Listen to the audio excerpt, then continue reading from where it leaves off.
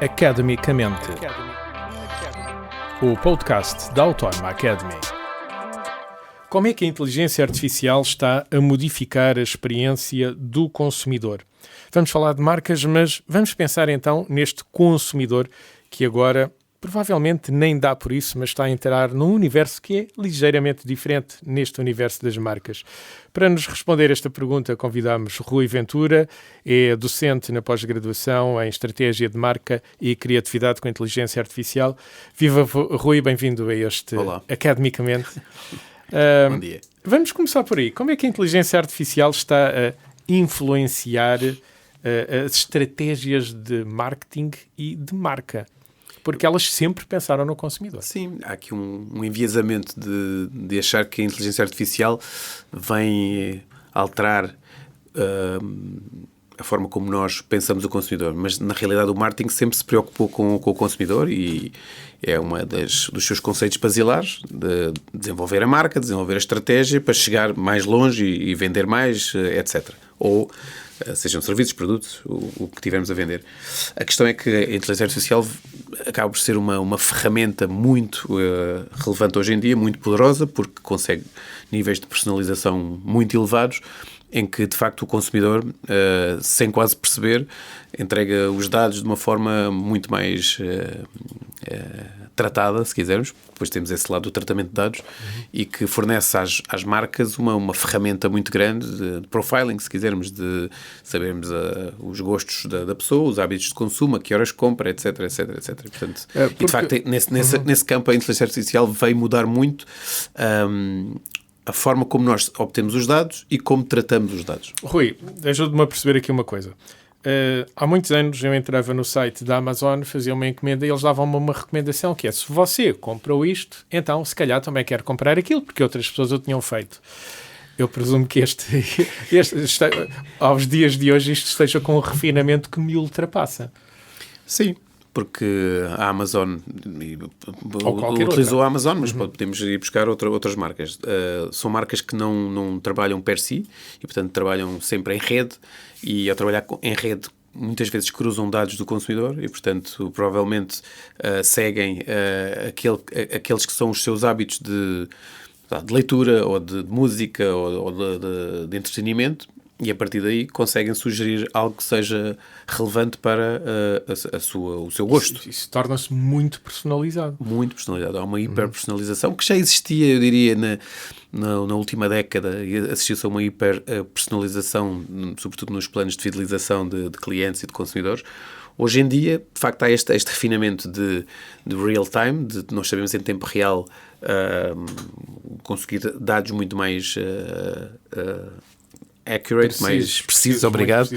E sobretudo a questão da troca de dados entre marcas e entre plataformas. E quando nós falamos de marcas e plataformas, estamos a falar de bombas de gasolina e hipermercados. Por exemplo, no caso oferecem-nos uma promoção e há uma autorização de troca de dados. No caso do grande consumo, sim. Eu estava-me a referir, por exemplo, mais até à parte tecnológica. Quando nós falamos numa Microsoft ou numa Google ou no grupo Meta, por exemplo, que são os grandes players, e a Apple, naturalmente, são os grandes players a nível global de tecnologia, são eles que têm os dados do mundo inteiro, se quisermos, das visitas, das compras, das conversas, dos gostos, da música, da leitura, e, portanto, esse é o ecossistema inicial. Depois temos por região, se quisermos, e a utilização, neste caso, o exemplo do Continente e da Galp, ou da Wells, ou desse grupo, que é um grupo bastante grande em termos de parcerias e de marcas, é um conglomerado, se quisermos,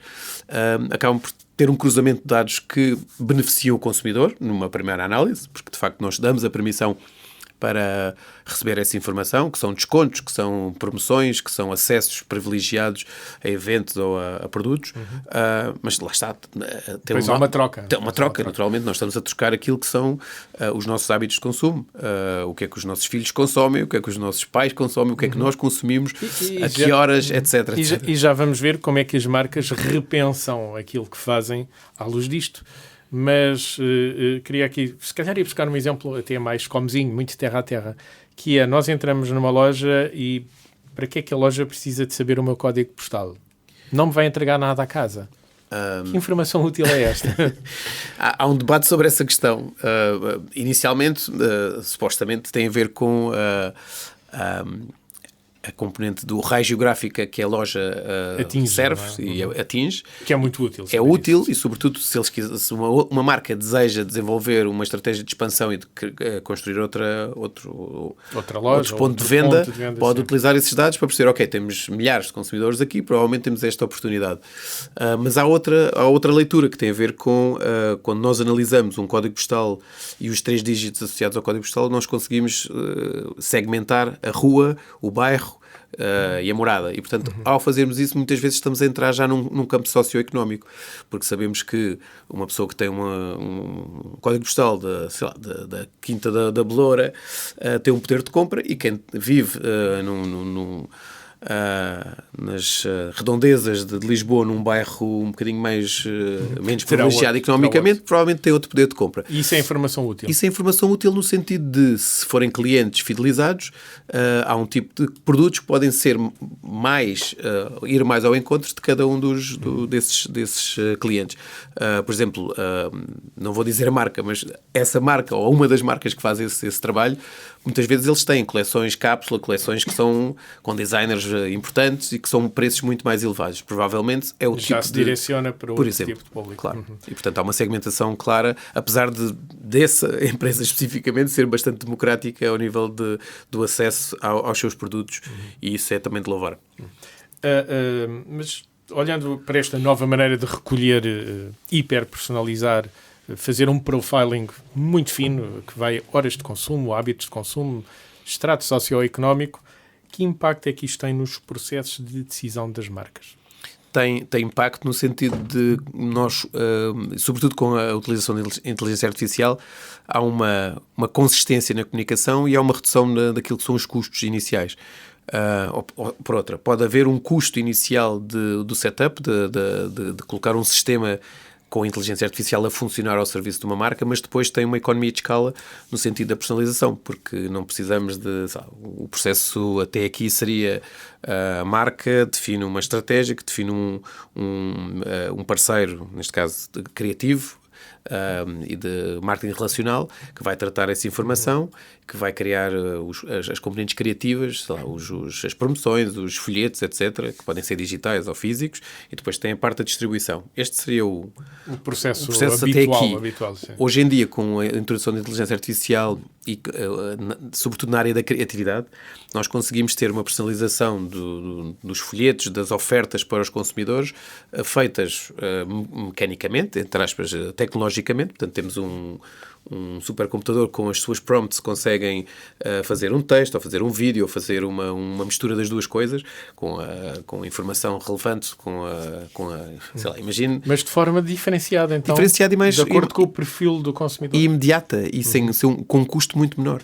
Porque pedir a uma agência de criatividade para desenhar, sei lá, 5.000 soluções diferentes para 5.000 perfis diferentes é muito mais caro do que termos um supercomputador a fazer isso por nós. Isto é um micro-profiling e depois todo o trabalho de comunicação adequado a esse micro-profiling. Há duas fases. Há a fase do profiling muito bem, e a parte que tem muito a ver com a parte de algoritmos e da extração de informação e o tratamento dessa informação para chegarmos a um perfil, e depois há o tratamento gráfico, da comunicação, criativo, de texto, linguístico, que tem que obedecer, por um lado, àquilo que é a matriz da marca. Portanto, se a marca trata por tu, o consumidor, ou por você, ou tem uma forma mais coloquial ou menos de falar, que tem um tipo de letterhead, de fonte, lettering, sim, de lettering, fonte, um tipo de fotografia, um tipo de cor, ou seja, fotografia ou de desenho, enfim, sim. Tudo isso vai ter que ser acertado, neste caso, pela matriz que é criada com a inteligência artificial, e depois o output, naturalmente, que numa primeira fase podem haver alguns ajustes e existem com certeza, e por isso muitas vezes e as marcas continuam a trabalhar com as agências criativas, porque de facto têm essa matriz, esse ADN com elas, mas também essas agências já utilizam muitas ferramentas de inteligência artificial para, lá está, reduzir custos e aumentar a eficiência e a eficácia junto dos clientes. Então é aqui que a inteligência artificial, digamos assim, se cruza com aquilo que é o marketing de hoje em dia. Sim. Nestes dois campos, são dois campos diferentes, mas são complementares, não é? O campo do extrair a informação necessária, de fazer esse tal profiling fino, e depois o campo de adequar a comunicação. Exatamente. E eu diria que ainda há mais uma outra área que eu acho que é interessante contacto. E que tem a ver ainda com a primeira, com a extração, que é a identificação de tendências que podem ser relevantes para o negócio. Tendências futuras, tendências atuais. Imagina que nós... numa marca de supermercados, percebemos que há uma tendência de consumo de determinado produto com outro. E que provavelmente... Dá ali uma combinação engraçada.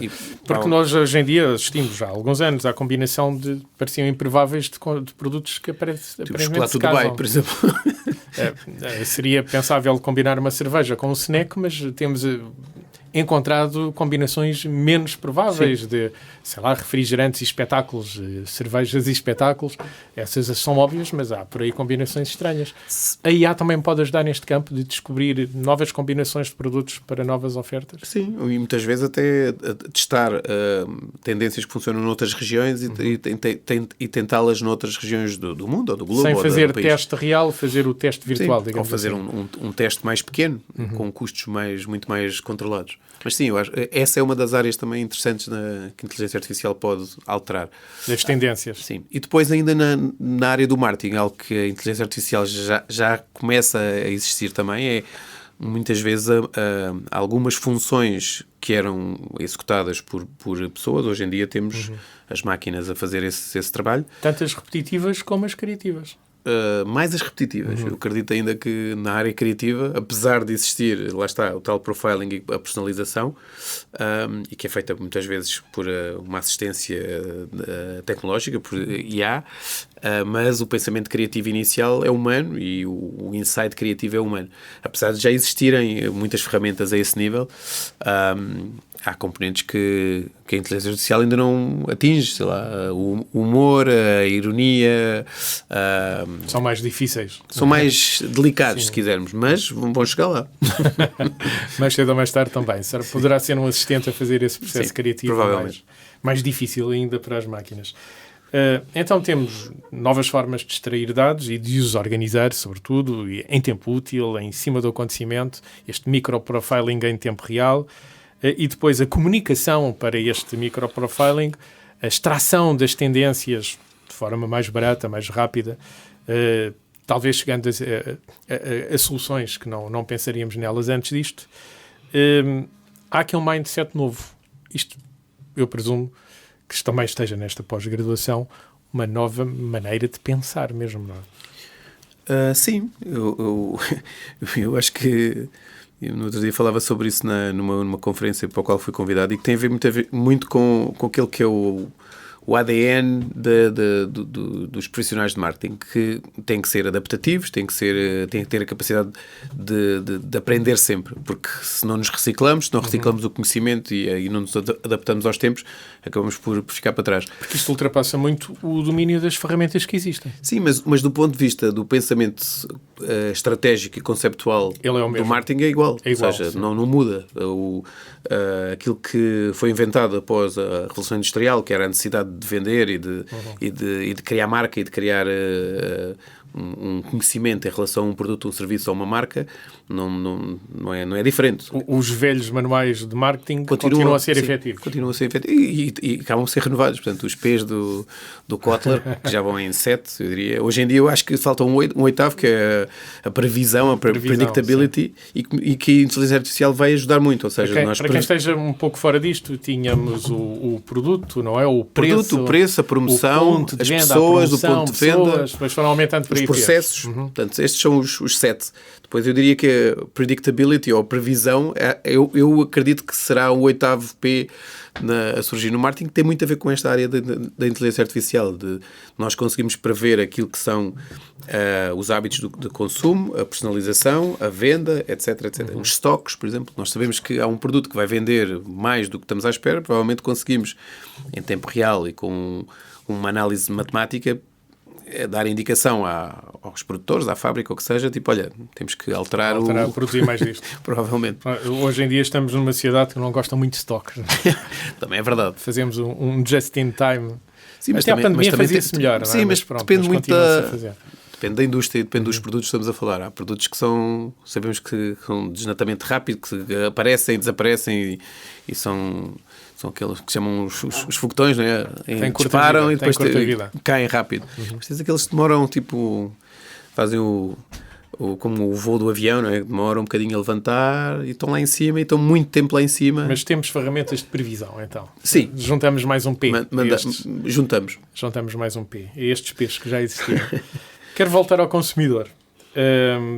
De que forma é que uma estratégia que seja orientada por estas tecnologias pode contribuir para uma experiência nova do consumo? O consumidor ter ali uma coisa nova que vai consumir de outra maneira ou experimentar de outra maneira? Aí claramente a componente da tecnologia entra em ação. Nós passamos a vida com um telefone na mão, não é? Um smartphone na mão, e os smartphones hoje em dia têm tudo aquilo que nós precisamos. Tem o nosso trabalho, tem a nossa família, tem as emoções, tem a diversão, tem tudo. E, portanto, claramente existem plataformas onde a inteligência artificial associada às marcas pode entrar e, lá está, conhecendo os hábitos de consumo ou os hábitos de utilização de conteúdos de um consumidor e com as permissões certas, nós conseguimos, não é? Se sabemos que um determinado consumidor gosta de música e subscreve o Spotify e gosta de conteúdos da Netflix ou da HBO e que tem redes sociais, o Instagram e o Facebook, ou o TikTok se for mais novo, por exemplo, temos aí já um perfil de pessoa, de consumidor e de utilização neste caso do smartphone e os conteúdos associados.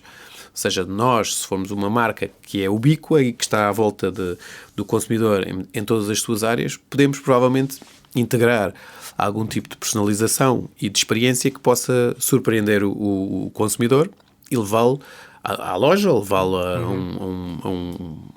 uma experiência, a um consumo, o que seja. Rui, vamos em um exemplo para si tenha sido surpreendente disto que está agora a elaborar. Há marcas que utilizam a proximidade para falar com os consumidores. Proximidade física, ou seja, que é uma questão que do ponto de vista da RGPD ainda está em discussão, ou seja, ou nós damos permissão total, que é o facto, imagina, eu passo perto de uma loja e recebo uma notificação dessa marca a dizer, olha, reparámos que está aqui perto, não quer vir provar o produto X ou Y. Portanto, já há marcas a fazer isto e de uma forma bastante interessante. Porque o meu telemóvel ali passou perto. Exatamente. E portanto é um reminder, é quase como quando nós passamos na rua de um amigo nosso e olha, está aqui o meu amigo João, vou tocar a campainha e olha, passei aqui perto, queres ir beber um café? E isto entre pessoas é uma coisa tacitamente aprovada e se formos muito amigos, sim. Mas na relação com com as marcas é questionável e lá está, se existirem permissões para isso, sim, mas do ponto de vista de efetividade é interessante. E se uma marca fizer isso, imagine, uma marca alimentar e são 12:30 e eu estou a passar perto e diz assim, olha, estás aqui muito perto, porque é que não vens e ofereço-te mais uns nuggets ou um poké de qualquer coisa, seja a marca que for. Há muitas marcas a fazer isto. E isso de facto é interessante, porque estamos a jogar, lá está, se olharmos para a pirâmide do Maslow e das necessidades. Das necessidades, sim. A velha pirâmide, que em baixo estão as necessidades mais fisiológicas, da fome, em etc. Em cima, as mais intelectuais e tudo o resto que há pelo meio. Mas todos nós somos animais. Temos fome, não é? Sim, sim. E portanto, imagina uma marca que sabe isso, que todas as marcas sabem, mas alguém que nos diz, olha, já é meio-dia, estás aqui perto, não queres vir e eu faço-te um desconto, ou se trouxeres um amigo eu ofereço-te não sei o quê. Portanto, esse é o tipo de personalização que eu penso que pode funcionar nessa experiência que se torna espantar o consumidor. Pode parecer um paradoxo, mas torna a experiência mais humana. Sim. Deu aí o exemplo de já fazemos isto com os amigos. Exatamente. Porque não fazer com as marcas? Exatamente. É cavalinho da tecnologia, mas acaba por tornar a marca mais humana. E a experiência de consumo até mais relevante para o próprio consumidor. Sim. Haja permissão legal para isso. No outro dia aconteceu uma coisa interessante e que tem a ver com consumo e muitas vezes nós não estamos alertas para as ofertas que nos fazem. E eu entrei também não vou dizer loja, numa questão de... entrei numa loja para comprar um produto e ia comprar uma caixa com alguns produtos. E o senhor disse-me assim, olha, se fizer o pedido na aplicação Uber Eats, eu ofereço-lhe 2 caixas pelo preço de um e só tenho que recolher, ou seja, tenho que fazer o pedido. Uau! Uau. Então, e aqui à porta não...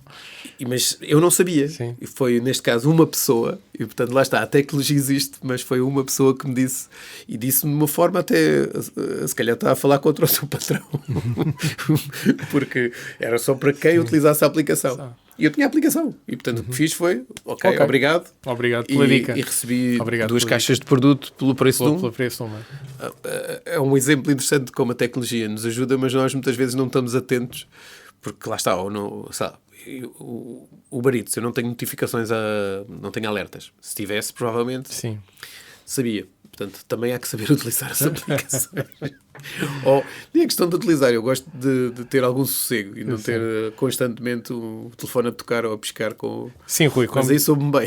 Como disse há pouco, nós não tocamos à porta de todos, é só dos amigos de que nos lembramos que vivem perto. E com as marcas não deve ser muito diferente. Essa experiência formana também não é muito diferente. Umas até podemos querer perto, outras podemos querer algum sossego, não é? Tal e qual como fazemos com as pessoas. Exatamente.